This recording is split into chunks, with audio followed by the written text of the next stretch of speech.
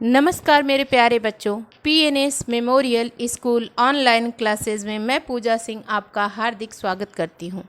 बच्चों, आप सभी लोग कैसे हो और आशा करती हूँ आप अपनी पढ़ाई को क्रमशः छोटे ही कदम लेकिन हर दिन बढ़ाते रहना चाहिए। हमको कहीं एक जगह स्थिर नहीं रहना चाहिए। तो आपने पहले मीराबाई का जीवन परिचय देख लिया, उसके बाद हमने क्या देखा, उनके 2 पदावली और 3 पदावली और बचा हुआ है। हम लोग तीसरा, चौथा और 5वां इस वीडियो में करेंगे। तो चलिए हम लोग इसको शुरू करते हैं। जो तीसरी हमारी मीराबाई का पद है उसको हम लोग देख लेते हैं। तीसरा क्या है कि माई रे मैं तो लियो गोविंदो मोल। मीराबाई क्या कह रही हैं कि मैं गोविंद को, कृष्ण को, माधव को मोल ली हूँ, खरीद ली हूँ। ठीक।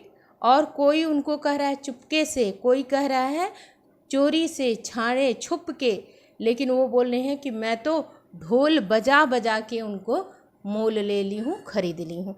तो चलिए तीसरा, चौथा और 5वां देखते हैं और इसका निहितार्थ हम अच्छे से समझते हैं। समझते हुए बच्चों, और सबसे महत्वपूर्ण बात आप लोग को बताती हूँ कि सस्वर पाठ बहुत ही ज़रूरी होता है पद का। जब आप सस्वर पाठ करोगे तो आपको एक नहीं, 2, तीसरी बार में खुद ही कितनी चीज़ें आपके मानस पटल पर छप जाएंगी। तो बच्चों, आप लोग से ये मेरा आग्रह है कि आप लोग पेन पेंसिल लेकर, बुक लेकर बैठेंगे, कॉपी लेकर बैठेंगे और आप लोग 2 से 3 बार सस्वर पाठ जरूर करेंगे। ठीक, चलिए शुरू करते हैं। मायरी मैं तो लियो गोविंदो मोल। मीराबाई क्या कह रही हैं कि मैं तो गोविंदो को, कृष्ण को, माधव को मोल ले ली हूँ, खरीद ली हूँ। और कोई कहे छाने, कोई कहे छुपके, मतलब चुपके कोई कह रहा है, कोई चुपके से ली है, कोई कह रहा है छुप के ली है। लियो री बजंता ढोल, लेकिन मैंने ढोल बजा कर लिया है, चुप छुप के नहीं लिया है। कोई कहे मुहंगो, कोई कहे सुहंगो, लियो री तराजू तोल, मतलब कोई महंगा कहता है, कोई सस्ता कहता है, लेकिन मैंने तो तराजू को तौल कर लिया है। ठीक। अब उसके बाद चलिए हम लोग आगे की लाइनें। कोई कहे कारो, कोई कहे गोरो, लियो री अमोलक मोल, मतलब कोई गोरा कह रहा, काला कह रहा है, कोई गोरा कह रहा है, लेकिन मैं तो अमूल्य वस्तु को मोल ली हूँ। अमोलक मतलब जिसका मूल्य ही नहीं है। मूल्य मतलब जिसको कितना भी देकर खरीदो तो नहीं मिलेगा, वैसी वस्तु मैंने मोल ली है। आया ही कु सब जाड़त है, लियो री आँखी खोल, मतलब ये राजस्थानी ब्रज भाषा है बच्चों, तो ये जाड़त होगा, लेकिन देखो ब्रज भाषा, और वो भी ये प्रेम को अपने अंदर धारण करने के लिए इतनी अच्छी बातें हैं। मीराबाई ने कहा है कि यह तो सब लोग जानते हैं कि मैंने तो आंखें खोल कर ली है। अमीरा के प्रभु दर्शन दीजिए, हम लोग दर्शन बोलते हैं ना, तो ये राजस्थानी ब्रज भाषा है, तो दर्शन है। दीजियो पूर्व जन्म को कोल, कोई मेरे पूर्व जन्म का, मेरा पूर्व जन्म जो है, मीराबाई अपने को कह रही हैं कि कोल था, मतलब कृष्ण भगवान कहे थे कि अगले जन्म में अब मैं तुमको दर्शन दूंगा। जब गिर पर्वत उठाए थे, गिरधारी कहलाए थे, तो उसके नीचे जब ये बार बार सोची थी कि ये मुझे देख लें एक बार प्रभु, तो बोले थे नहीं। तो वही पूर्व जन्म में वो गोपी थी और इस जन्म में मीराबाई, तो अब जाके इनको दर्शन मिला। तो वही बोल रही हैं कि जो दर्शन दिए मेरे प्रभु ने, वो पूर्व जन्म का कोई क्या था, मेरा वो वचनबद्ध थे मेरे प्रभु, जो मुझसे आज संबंध जोड़े हैं और दर्शन देकर मुझे कृतार्थ किए हैं। ठीक। तो चलिए आप लोग संदर्भ, प्रसंग और व्याख्या कर लीजिए, फिर आगे चलते हैं, हम लोग देखते हैं। तो संदर्भ लिख लीजिए। प्रस्तुत पद्य हमारी पाठ्य पुस्तक हिंदी काव्य में संकलित श्री कृष्ण की अनन्य उपासिका मीराबाई के काव्य ग्रंथ मीरा सुधा सिंधु के अंतर्गत पदावली शीर्षक से अवतरित है और प्रसंग है प्रस्तुत पद में मीरा श्री कृष्ण से अपने सच्चे प्रेम को निसंकोच भाव से स्वीकार कर रही हैं। व्याख्या है कि मीरा कहती हैं, मैंने तो अपने गोविंद को मोल ले लिया है। लोग मेरे इस प्रेम व्यापार पर नाना प्रकार के आक्षेप करते हैं। कोई कहता है कि मैंने श्री कृष्ण को छिपकर अपनाया है, तो कोई कहता है कि मैंने उससे चुपचाप प्रेम संबंध जोड़ा है, पर मैंने तो ढोल बजाकर सभी को बताकर उसे अपनाया है। कोई कहता है मेरा यह सौदा बड़ा महंगा है, कष्टदायक है, और कोई क्या कहता है कि मैंने श्री कृष्ण को बड़े सस्ते में सहज से पा लिया है, पर मैंने तो उसे सब प्रकार से परख कर हृदय रूपी तराजू पर तौल कर मोल लिया है। चाहे उसे कोई काला कहे चाहे गोरा कहे, मेरे लिए तो वो जैसा भी है अमूल्य है, क्योंकि उसे हृदय जैसी मूल्यवान वस्तु के बदले खरीदा गया है। सभी जानते हैं कि मीरा ने श्री कृष्ण को आंखें बंद करके अंधविश्वास में लिप्त होकर स्वीकार नहीं किया है। उसने तो आंखें खोलकर सब कुछ सोच समझकर उससे प्रीत संबंध जोड़ा है। मीरा कहती हैं, मेरे प्रभु पूर्व जन्म से मेरे साथ वचनबद्ध हैं, अतः उन्होंने मुझे दर्शन देकर कृतार्थ किया है। काव्य सौंदर्य में देखो, आप लोग 8th क्लास से 9th में आए हैं, लेकिन आप लोग देख लीजिएगा, इसमें वीडियो पड़ी हुई है जो पिछली साल की है। रस भी पढ़ा दी हूँ, छंद भी पढ़ा दी हूँ, ठीक।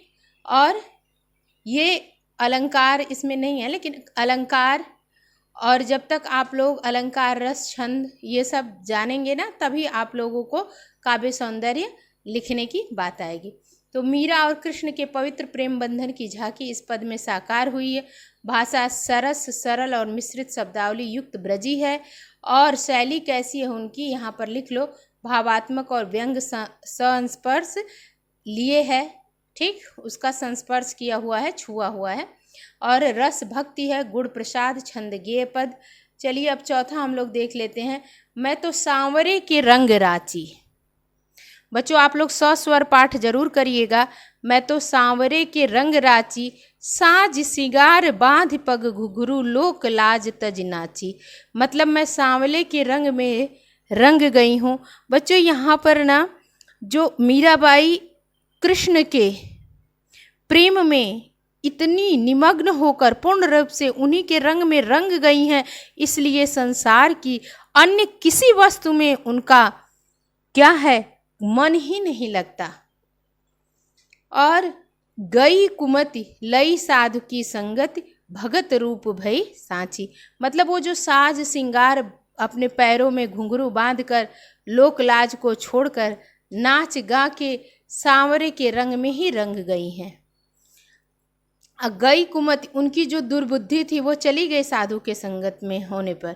केवल भक्ति रूप ही उनको पसंद आ रहा है, वही सच्चा लग रहा है, उसी को कर रही हैं, केवल भक्ति श्री कृष्ण की, ठीक। आत्मविभोर होकर अपने पैरों में घुंघरू बांध कर नाच रही हैं, और उनके हृदय की जो सारी चीज़ें हैं ना, कुमति, वो मिट गई है, दुर्बुद्धि सद्बुद्धि में बदल गई है और कृष्ण की सच्ची भक्त हो गई हैं। गाय गाय हरि के गुण, मतलब गा गा के हरि के यानी कृष्ण के गुण, निस दिन काल ब्याल सुबाची। ये जो निस दिन मतलब प्रतिदिन क्या कर रही हैं कि वो श्री कृष्ण का गुणगान कर रही हैं। और काल ब्याल, ब्याल मतलब सर्प होता है, लिख लो आप लोग, ब्याल मतलब सर्प। काल जानते ही हो, काल रूपी सर्प के चंगुल से बच गई हैं, अर्थात जन्म मरण के चक्र से छूट गई हैं। अब वो तो केवल भगवान की हो गई हैं, तो भगवान जिसको अपना लेंगे तो फिर उसका दोबारा जन्म इस 84 लाख योनियों में नहीं होगा। तो क्या कह रही हैं, मीरा उड़ बिन सब जग खारो लागत। उड़ मतलब उनके बिना, कृष्ण के बिना सारा जग कैसा लगता है, खारो मतलब खारा लगता है। और बात सब कांची, और सारी बात कैसी लगती है, व्यर्थ लगती है, कांची लगती है। मीरा श्री गिरधन लालसू भगत रसीली जाची। मतलब क्या कह रही है, मीरा के जो गिरधर लाल हैं, गिरधर लाल कौन? श्री कृष्ण भगवान, उनकी भक्ति में ही उनको अच्छा लगता है, बाकी सब बेकार लगता है उनको। साज भगत रसीली जाची और भगत रसीली जाची, बस यहीं तक है। ये साज सिंगार, ये वो लाइन ऊपर से यहाँ टाइप मास्टर ने गड़बड़ी कर दी है, तो जाची तक ही है आप लोग। बाकी सब कुछ उनको आनंद किस में मिलता है? आनंद किस में मिलता है? केवल भक्ति करने में, ठीक ना। उड़ बिन सब जग खारो लागत और बात सब काची, अमीरा श्री गिरधरन गोपालसु भगत रसीली जाची। तो चलिए अब हम लोग संदर्भ, प्रसंग और व्याख्या देख लेते हैं। संदर्भ पूर्ववत जो पहले था वही रहेगा। प्रसंग लिख लीजिए। इस पद में मीरा भगवान कृष्ण के प्रेम में निमग्न होकर पूर्ण रूप से उन्हीं के रंग में रंग गई हैं, इसलिए संसार की अन्य किसी वस्तु में उनका मन नहीं लगता। व्याख्या है कि मीरा कहती है, मैं तो सांवले कृष्ण के श्याम के रंग में रंग गई हूँ, अर्थात उनके प्रेम में आत्म विभोर हो गई हूँ। मैंने तो लोक लाज को छोड़कर अपना पूरा श्रृंगार किया है और पैरों में घुंघरू, ये देखो ये भी टाइप मास्टर का घुंघरू कर लेना, बांध कर नाच भी रही हैं। साधुओं की संगति में से मेरे हृदय की सारी कालिमा मिट गई है और मेरी जो दुर्बुद्धि थी वो भी सद्बुद्धि में बदल गई है। मैं तो कृष्ण की सच्ची भक्त बन गई हूँ। मैं प्रभु श्री कृष्ण का नित्य गुणगान करके काल रूपी सर्प के चंगुल से बच गई हूँ, अर्थात अब मैं जन्म मरण के चक्र से छूट गई हूँ। अब कृष्ण के बिना मुझे यह संसार कैसा लगता है? निस्सार और सूना लगता है। अतः उनकी बातों के अलावा अन्य बातें व्यर्थ लगती हैं। मीराबाई को केवल श्री कृष्ण की भक्ति में ही आनंद मिलता है, संसार की किसी भी वस्तु में नहीं। तो चलिए अब हम लोग क्या कर लेते हैं। मेरे तो गिरधर गोपाल दूसरो न कोई, मेरे तो गिरधर गोपाल दूसरो न कोई, जाके सिर है मोर पखा मेरो पति सोई, तात मात भ्रात बंधु अपनी न को अपनो न कोई। मतलब यहाँ पर मीराबाई कह रही है, मेरे तो गिरधर गिरधारी हैं केवल कृष्ण गोपाल हैं, दूसरा कोई नहीं है। और वो गोपाल जिनके सिर पर मोर मुकुट है वही मेरे पति हैं, ठीक ना। और इस संसार में कोई नहीं है जो ये मोर मुकुट धारण करने वाले नटवर नागर है, वही मेरे पति हैं। और देखो बच्चों, ये शब्द अर्थ आप लोग लिख लेना कि तात पिता, मात माता, भ्रात भाई, बंधु, सब कुछ कौन है? श्री कृष्ण भगवान। अछाड़ी दई कुल की, वो अपने कुल की मर्यादा को भी छोड़ दी। श्री कृष्ण के प्रेम के लिए वो अपने कुल की मर्यादा प्रतिष्ठा को भी छाड़ी दई कुल की कानी, यानी प्रतिष्ठा। कहा करियो कोई, कोई कुछ भी कहे उनको अब इससे कोई भी फर्क नहीं पड़ता, संसार क्या कर लेगा, ठीक। अब उसके बाद संतन ढिंग बैठ बैठ लोक लाज खोई, और संतों के संग बैठ बैठ कर, देखो बच्चों संत ज़्यादातर देखोगे ना आज के समय में तो बहुत सारी आपको औरतें भी मिल जाएंगी, क्या हैं ही बहुत ज़्यादा, लेकिन पहले ज़्यादा आदमी लोग ही रहते थे संत महात्मा, तो उनके संग बैठ बैठ कर लोक लाज भी उन्होंने खो दी थी। संतों के साथ बैठकर, ठीक, वो लोक लज्जा की भी तिलांजलि दे दी थी, उनको किसी बात की चिंता नहीं थी। और चुनरी के किए टूक, असुवन जल सींच सींच प्रेम बेल बोई, अब तो बेल फैल गई आनंद फल होई, अब भगत देखी राजी हुई जगत देख रोई, दासी मीरा लाल गिरधर तारो अब मोही।